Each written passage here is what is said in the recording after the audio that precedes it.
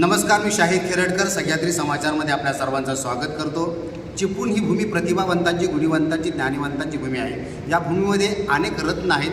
अनेक लोकांनी आपल्या प्रतिभेच्या माध्यमातून या शहराचं नावलौकिक जगभरामध्ये वाढवलेलं आहे आणि त्याच्यामध्ये क्रीडा प्रकार जो आहे, या क्रीडा प्रकारामध्ये सुद्धा अनेक खेळाडू आपल्याला उदयमुख असे आपल्याला पाहायला मिळतात, ज्यांनी वेगवेगळ्या क्षेत्रामध्ये सुवर्णपदक पटकावलेलं आहे। स्क्वॅश हा जो खेळ आहे हा तसाच आपल्याला अपरिचित खेळ आहे आणि या खेळामध्ये सुद्धा चिपळूणमध्ये अनेक रत्न घडलेले आहेत, अनेक चांगले खेळाडू घडलेले आहेत, ज्यांनी राज्यस्तरीय किंवा राष्ट्रीय लेवलला सुद्धा सुवर्ण पदकाची कमाई केलेली आहे। असाच एक विद्यार्थी खेळाडू आपल्या समुदायाचं नाव आहे क्रिश संदीप कलकुटकी।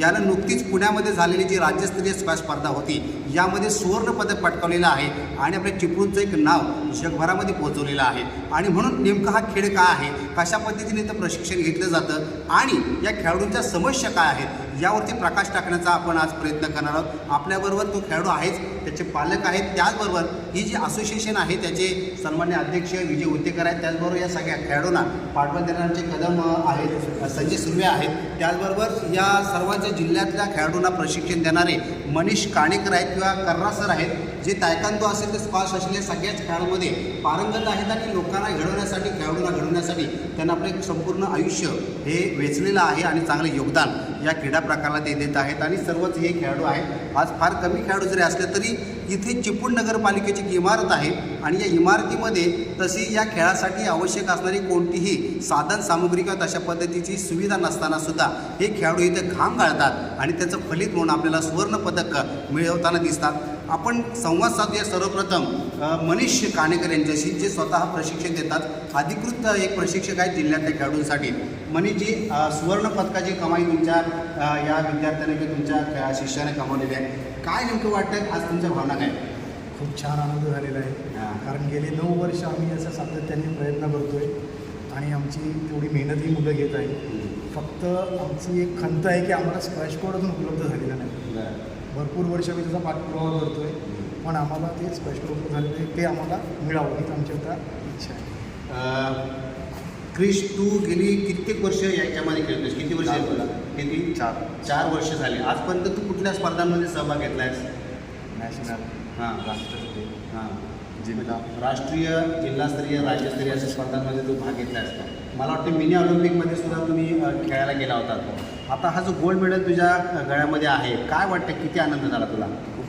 खूप आनंद झाला। तुला कुणी मोटिवेट केलं की तू या खेळामध्ये जावास आणि या खेळाची तुला आवड कशी निर्माण झाली? मनीष सर आणि भरत सर. मनीष सर आणि भरत सर म्हणजे कर्रा सर, बरोबर ना? तुझ्या पालकांचा किती वाटा आहे याच्यामध्ये? भरपूर वाटा आहे, आहे ना? कशी तू म्हणजे तू आता कितवीला आहेस? 12वी झाली. 12वी झाली। मग तू शिक्षण आणि त्याच्यावर हा खेळ कशा पद्धतीने तू समन्वय साधतोस? कसा वेळ देतोस या खेळाला? कसा वेळ देतोस म्हणजे कधी प्रॅक्टिस करतोस? 5 ते 8 मध्ये. संध्याकाळी 5 ते 8 प्रॅक्टिस करतोस आणि त्याच्यानंतर बाकी तुझा अभ्यास वगैरे या गोष्टी आहेत। आज तुला हे मेडल मिळाले, तुझं पुढचं उद्दिष्ट काय आहे? अजून कुठल्या स्पर्धांना गाजवायचे आहेत किंवा कशा पद्धतीने यश संपादन करायचं आहे? मुंबई युनिव्हर्सिटी आणि पुढे देश पातळीवरती किंवा राष्ट्रीय पातळीवरती तुला इंटरनॅशनल लेवलला खेळायचं असेल, नक्कीच खेलो इंडिया तिथे जायचं आहे। खरं तर महत्त्वाकांक्षा खूप आहे आणि जे खेळाडू असतात ते मितभाषी असतात, ते बोलत नाहीत, तर आपल्या खेळांना ते चमक दाखवतात, प्रभाव पाडतात आणि म्हणून असे खेळाडू जे आहेत ते खऱ्या अर्थानं आपलं एक रत्न आहे किंवा आपली एक शान आहे। आणि म्हणून असोसिएशन जे आहे ती नेहमीच प्रयत्न करत असते। कर्रा सर, जरा तुम्ही इकडे या।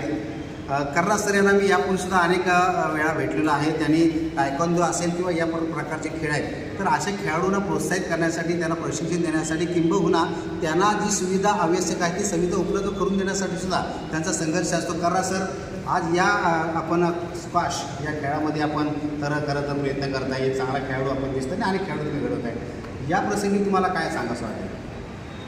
आज राज्य स्पर्धेमध्ये पहिल्यांदाच यावर आम्ही 2009 पासून ही संघटना काम करते। त्यामधून विद्यार्थी पहिले डिस्ट्रिक्ट असोसिएशनमधनं खेळून विद्यार्थी वर जातात आणि विना मेडलचे फक्त खेळून सहभाग करून परत रिटर्न येतात। 2 ते 3 वेळा सतत सहभाग केल्यानंतर 4थ्या वेळी आम्हाला ब्रॉन्झ मेडल लागलं। पहिलं ते मंडणगडचं लोखंडे मॅडम म्हणून होत्या सिनियरमध्ये, त्याने ओपनमध्ये त्यांनी पहिलं मेडल मारलं। त्यानंतर स्कूल गेम्समध्ये पहिल्यांदाच बांदलचे आमचे मनीष सर, गायत्री शिंदे म्हणून तिनं गोल्ड मेडल पहिल्यांदा प्रथम पदक प्राप्त केलं।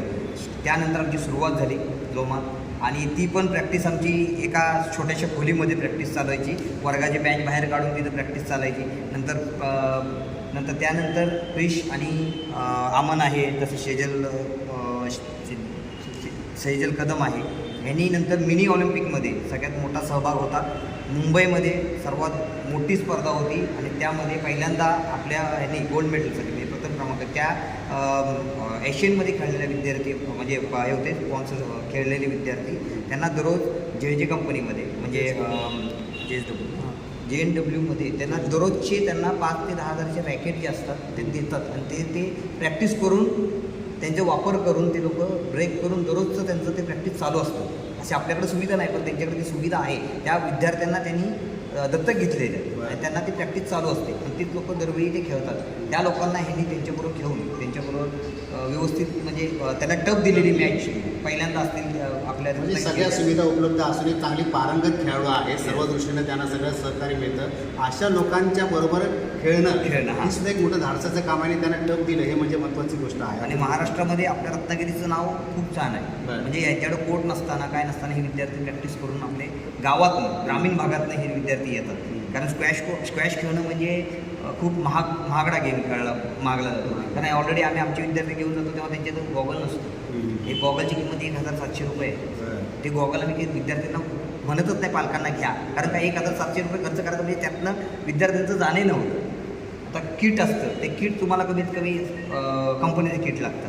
ते पण आम्ही असोसिएशनतर्फे त्यांना मागणी करतो की विद्यार्थी आमचे ग्रामीण भागात नाही येतात, त्यांना खेळायची संधी द्या. ह्यामध्ये आम्हाला गुंतवू नका की हेच पाहिजे तेच पाहिजे. आम्हाला शॉर्ट टी शर्ट ह्या ह्याच्यामध्ये आम्हाला ते खेळायची संधी पण देतात. आणि ग्रामीण भागातलं दयानंद कुमार सर जे आहेत, प्रदीप खंदारे सर जे आहेत, ह्याच्या अगोदर शहरी भागातले विद्यार्थी फक्त खेळायचे. ग्रामीण भागाचे विद्यार्थी खेळायला संधी मिळाल्यामुळे आपल्याला हे चमकदार आता आपले विद्यार्थी खेळत आहेत. आणि पुढे पण आता आपले जे खालचे विद्यार्थी आहेत हे लोक पण आपलं हा विद्यार्थी आपला 17मध्ये उतरला होता. याने 3 मॅचेस सलग मारले. जर एक मॅच मारली असती तर ह्याला ब्रॉन्झ मेडल आलं असतं. पण खूप म्हणजे तिथं दररोज प्रॅक्टिस करणारे विद्यार्थ्यांना टप दिलेले विद्यार्थी आहेत आपले. आता 5 जण आमचे यश इंग्लिश अकॅडमीमधले होते, त्यांनी पण एक मॅच मारली. म्हणजे आपला खालचा प्रतिसाद जो आहे तो पण आपला चांगल्या प्रकारे आम्ही तुमची जी पोटतिडकीने तुम्ही बोलताय, तुमची या खेळाबद्दलची जी तडफ आहे ती आम्हाला दिसते. परंतु ज्या पद्धतीने तुम्हाला लोकप्रतिनिधींकडून किंवा स्थानिक प्रशासनाकडून किंवा काही जे लोक आहेत जे खऱ्या अर्थानं खेळाडूंप्रती प्रेम करतात, अशा लोकांकडून सहकार्य मिळालं आहे की तुम्ही काही लोकांना अप्रोच केला आहे का? हो, आपण आता एक 6 वर्ष झाली आम्ही सगळ्यांचं पाठपुरावा आमचा सुरू आहे. सावंत साहेब आहेत, त्यांना पण आपण प्रस्ताव दिलेला आहे. निलेश राणे साहेबांना दिलेला आहे. परत शेखर निकम साहेबांना दिलेला आहे. शेखर निकम साहेबांनी मागचे आपले CO साहेब होते शिंदे सरांना सांगितलं होतं की इथं आपल्या चिपळूणमध्ये कोर्ट होण्यासाठी काहीतरी सुविधा काय करा. तर आपल्या पाठी फ्लाईट गेटच्या वर ती मोजमापणी पण झाली होती. पण बरोबर आता CO साहेबांनी परत बदली झाल्यामुळे आम्हाला परत पाठपुरावा करावा लागेल त्याचा. आणि त्याचं आता आम्हाला ऑलरेडी नगरपालिकेनेच हा कोर्ट वापरायला दिलेला आहे. पण ती एक साईड असते, तिथं 4ही साईड असल्यामुळे त्या विद्यार्थ्यांना प्रॉब्लेम बॅक साईडचा होतो आणि साईडचा होतो.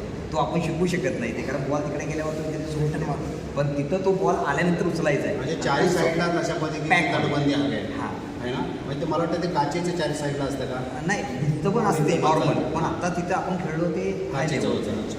म्हणजे ते आपल्याला 4 भिंती 4 बाजूला किंवा कमीत कमी असलं पाहिजे असं काहीतरी तशी तुमची मागणी आहे.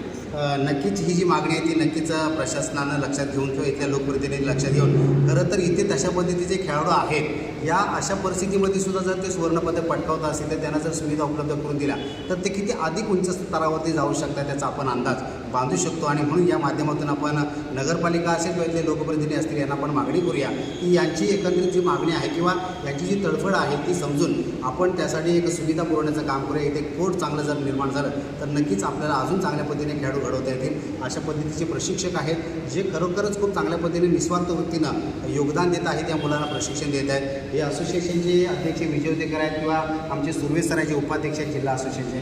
काय सांगाल, काय तुमच्या मागण्या किंवा कशा पद्धतीचा अनुभव आहे तुमचा या स्पर्धेत? रत्नागिरी जिल्ह्यामध्ये अनेक गावांमधून वेगवेगळे खेळ खेळले जातात, पण मुलांनी खेळ मनोरंजन म्हणून न खेळता एक वेळ घालवण्याकरता खेळाकडे न बघता करिअर म्हणून बघावं. तर ते करिअर कशा पद्धतीनं होऊ शकतं, तर ऑलिम्पिक मान्यता असलेले क्रीडा प्रकार त्याच्यामध्ये जर आपण मेहनत घेतली एकाच गेममध्ये आपण 11 जणांमध्ये जिल्हा लेवलला सिलेक्ट होऊ आणि राज्य पातळीवर जाऊ, तर ते 11च खेळाडू पुढे जात असतात.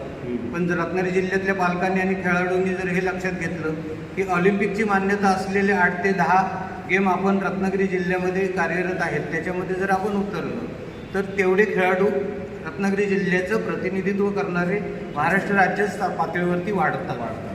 ऑलिम्पिक मान्यता असलेल्या क्रीडा प्रकारांमध्ये तुम्ही तुमचं करिअर करता, जिल्ह्यातून राज्य स्पर्धेमध्ये सहभाग जरी नोंदवलात तरी तुमच्या पुढच्या शैक्षणिक प्रवेशाकरता, तुमच्या नोकरी करता ह्या ठिकाणी 5% आरक्षणाची तरतूद आहे. म्हणजे आपण ज्यावेळेला खेळाडू म्हणून कोणत्या ठिकाणी ॲप्लिकेशन करतो त्यावेळेला तुम्हाला स्वतंत्र कोटा असतो. अभ्यासक्रम हा वेगळा भाग आहे आणि क्रीडा क्षेत्र हा वेगळा भाग आहे. दोन्हीची सांगड घालण्याकरता पालकांनी सजग राहिलं पाहिजे की आपला मुलगा कोणत्या क्रीडा प्रकारामध्ये जातो, त्याला भवितव्य काय आहे हे त्यानं पाहिलं पाहिजे. आणि हे लोकप्रतिनिधींनीसुद्धा जाणून घेतलं पाहिजे की माझ्या जिल्ह्यातून ह्या वर्षी किती पदक मिळवणारे खेळाडू निर्माण झाले, हे सुद्धा कुठंतरी सगळ्या लोकप्रतिनिधी पाहिलं पाहिजे. आणि त्यांना खेळाडूंना कोणत्या प्रकारच्या अडचणी आहेत आणि त्यांना प्रोत्साहन देण्याची कशा पद्धतीची गरज आहे त्यानुसार त्यांनी ते दिलं पाहिजे, असं मला जिल्हा संघटनेच्या वतीने वाटतं. विटेकर सर, काय सांगाल तुम्ही जिल्हा अध्यक्ष? सांगितलं त्याचप्रमाणे आहे माझं. आपल्याकडे कोकणामध्ये हा खेळ नवीनच आहे आणि ते कोर्ट होणे गरजेचं आहे. इथून विद्यार्थी घडू शकतात, कारण आपल्या इकडच्या मुलांना खेळाची आदत सवय भरपूर झालेली आहे आणि ह्या स्क्वॅशमुळे आपल्या कोकणाचं पण नाव पुढे जाणार आहे. हा नॅशनल लेवलचा गेम आहे.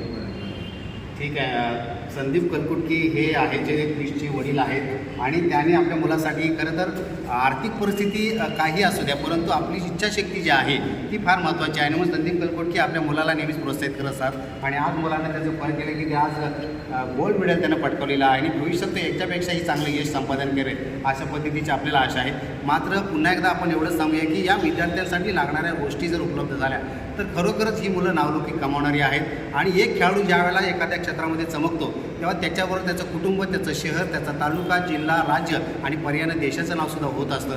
आणि यासाठी म्हणून अशा विद्यार्थ्यांना प्रोत्साहित करणं, त्यांना आर्थिक पाठबळ देणं हे अत्यंत महत्त्वाचं आहे. आणि पहिली मागणी म्हणजे त्यांना आवश्यक असणारं जे कोर्ट आहे, ज्या पद्धतीने खेळासाठी सुविधा हव्या त्या उपलब्ध झाल्या तर नक्कीच याचा फायदा सर्वांसाठी होणार आहे. तुर्तास तरी आपण याची संवाद साधला आहे. आपण क्रिशची खरोखर सर्वांनी टाळ्या वाजवून अभिनंदन करूया की त्यानं गोल्ड मेडल आपल्या चिपळूणसाठी पटकावलेलं आहे.